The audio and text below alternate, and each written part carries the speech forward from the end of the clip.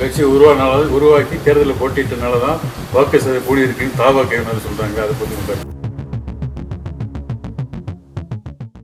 பூம்பாறை குழந்தைவேலர் அருள் தரும் முருகன் திருக்கோவிலில் தரிசனம் முடித்துவிட்டு வந்திருக்கின்றோம்.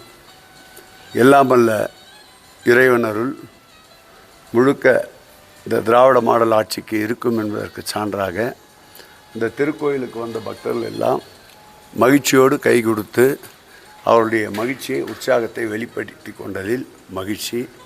மீண்டும் திராவிட மாடல் ஆட்சியுடைய நாயகன் 2.0 ஆட்சி தான் தமிழகத்தில் மலரும் என்பதற்கு மக்களுடைய முகத்திலே படர்கின்ற மகிழ்ச்சி ரேகையே சாட்சியாக இருக்கின்றது.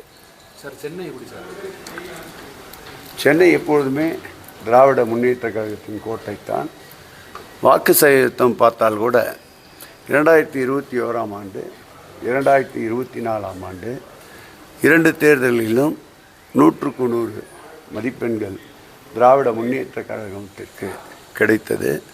அதேபோல்தான் இப்போது நடைபெற்ற 2026 சட்டமன்ற தேர்தலிலும் வாக்கு வித்தியாசம் பெரிய அளவு பதிவான கணக்கை எடுத்துக்கொண்டால் பெரிய அளவு வாக்கு வித்தியாசம் இல்லை. அவை எப்பொழுதும் போல் தொடர்ந்து திராவிட முன்னேற்ற கழகத்தின் கோட்டையாக சென்னை இருக்கும் என்று உறுதியாக நம்புகிறோம். இந்த எஸ்ஐஆர்னால நிறைய வாக்குகள் வந்து இப்போ நம்ம வாக்குப்பதிவு சதவீதத்தை எடுத்துக்கொண்டால் கடந்த 2021ஆம் ஆண்டு நடைபெற்ற தேர்தலில் நடந்த வாக்குப்பதிவு தான் சற்றேறக்குறைய இந்த தேர்தலிலும் சென்னையை பொறுத்தளவில் நடந்திருக்கின்றது. எங்கள் கட்சி உருவாக்கி தேர்தலில் போட்டிட்டனால தான் வாக்கு சதவீதம் கூடி இருக்குன்னு தாவாக்க சொல்கிறாங்க. அதை பற்றி அரண்டவன் கண்ணுக்கு இருண்டதெல்லாம் பேய் என்ற ஒரு பழமொழி ஏற்கனவே இருக்கின்றது. அது வேண்டுமானால் அவருடைய இந்த சொல்லுக்கு உதாரணமாக எடுத்துக்கொள்ளும். சார், தேர்தல் முடிஞ்சதுக்கப்புறம் அதிகமாக திமுக தலைவர்கள் தான் வெளியே பார்க்க முடியுது. அதிமுக தலைவர்களோ மற்ற யாரையுமே பார்க்க முடியல. இது என்ன காரணம்? உற்சாகமாக திராவிட முன்னேற்ற கழகம் இருக்கிறது என்பதற்கு அது ஒரு அடையாளம்.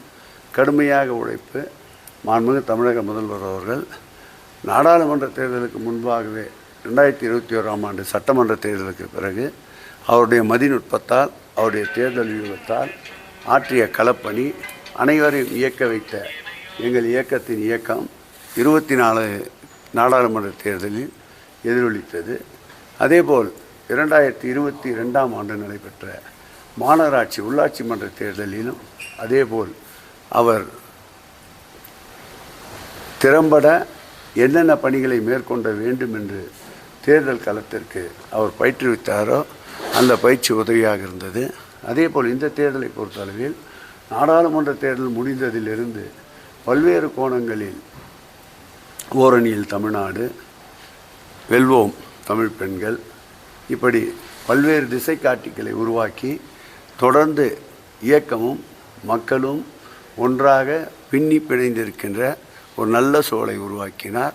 கிட்டத்தட்ட 1.5 ஆண்டுகளுக்கு மேலாக களத்திலே நின்ற எல்லை காக்கின்ற இராணுவத்தினரை போல் இன்றைக்கு 1.5 ஆண்டுகளாக தேர்தல் களத்திலே நின்றவர்கள் சற்று இளைப்பாற இப்படி மகிழ்ச்சியோடு சுற்றுலா வருகிறார்கள்.